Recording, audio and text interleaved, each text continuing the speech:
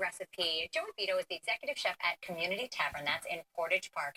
And I know you pride yourself on the rub that you use on your steak. So he's actually going to give us the secret today so that you can go from scratch, make the rub, and then make the steak with it and truly impress your guests. Unless you want him to do it for you. They still have some reservations for Valentine's Day. Yep. All right, well, how do we get started? Cool, so I already had some spices toasting. You want to use whole spices to start. We got coriander, black pepper, caraway, right? So Caraway, okay. Yeah, found in bread usually. So that is nice and toasty.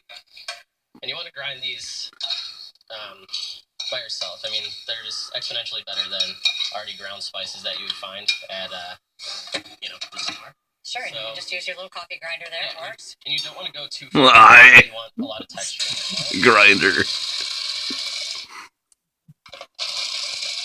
Okay, so that is what you're looking for. Okay, so leave it a little chunky there. Yeah. That's even chunkier than I thought. Even a couple whole peppercorns would be fine, right? All right. So in here, you got your salt, the red chilies, smoked paprika, and a little bit of sugar, actually, all right? Oh, interesting. Okay. Mix that. Cut the heat a little bit. And, We've got all the specific amounts on our webpage, folks, so don't worry if we're not talking in specifics here. We're going to give it to you. So, be liberal. On this steak, I have some roasted garlic rubbed down there with some Calabrian chilies.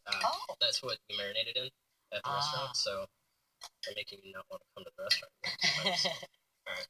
Oh, no, for some people, this is way too complicated. They're like, they want you to do it. Cool. All right. So I love the process, though. It's great. Right? Sorry, I'm messing up your studio. That's all right. Okay. Oh, it's really fragrant. You can smell that. It smells great. So this was preheating. It might get smoky. You want it hot, right? Mm-hmm. So, right in. Not hot enough. Anyways, we haven't finished one for you, but you just want to create. You want to really nice sear crust. that bottom, okay? On both sides. It's gonna take, depending on how you like it, medium rare usually for this thickness of steak, probably about 3.5 minutes on each side.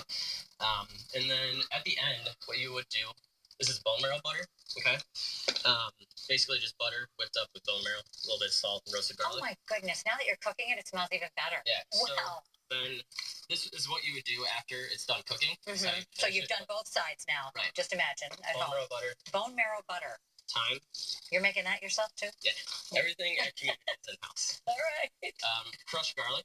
And that's it. So you're basically just going to let that melt up, and then you're going to baste it when it's all melted. So that's really it. And it's served right here. We have roasted cauliflower with some spiced yogurt, radishes, scallions, and some pickled peppers. Ooh, and then there's the version of the steak. And this is what it looks like after it's done, yeah. So that's the thyme on top with the bone marrow butter. Yeah, and you just, as you can see, you want a nice char. That's where, when you're dry rubbing something, you really just want it almost to look burnt like that. That's why you Because it doesn't taste burnt. It just has a lot of flavor that way. Yeah. Well, what are some of your other classic dishes that you have there? You said that you do everything from scratch. Yeah, we're really proud of our bread. We do all of our bread in-house, our house charcuterie program. So my chef Cuisine Matt Sicaro does all the charcuterie in-house, which is it's hard, but we pride ourselves on that. Inside, it's a boutique steakhouse, so a lot of our cuts I'm actually proud of. This is a Denver steak, right? So it's a part of the beef chuck, beef shoulder, basically. Very similar to short ribs. So short ribs you don't really want to just use as like a steak. It's usually braised, right? So we take this and we tenderize it with a tool. It's called a jacquard, okay? And that makes it really almost more melt in your mouth than you would have, close to like a tenderloin even. Ooh, I'll have to try it. So, all right, for that grinder there, do you use your coffee grinder? Or, I mean, if we were going to do this at home, I'm just thinking, okay, is my coffee going to start tasting spicy? You don't want to use your coffee grinder for that. You either buy a coffee grinder. Buy one that's specifically for your spices. That's what we use that one at the restaurant for that really grinder coffee. Okay, so you want it I figured. I just thought, well, if I cleaned it out, maybe, but otherwise it's going to really give you some kick in your coffee too, right? Now, as we mentioned, we still have some reservations for Valentine's Day. You've got a couple of other events coming up, right? We do. We have an absinthe dinner, actually. Which absinthe dinner is on March 2nd, right? We're only doing it at the bar, so it's 16 seats. But if we fill up, we're gonna go and fill it up as much as we can. If you don't know what absinthe is, Just come and find out. CommunityTavern.com is the website. You can find out all about it, or just come in and talk to our bartenders. And you may not remember the next day if you don't know what it is, even if you go. So thank you so much.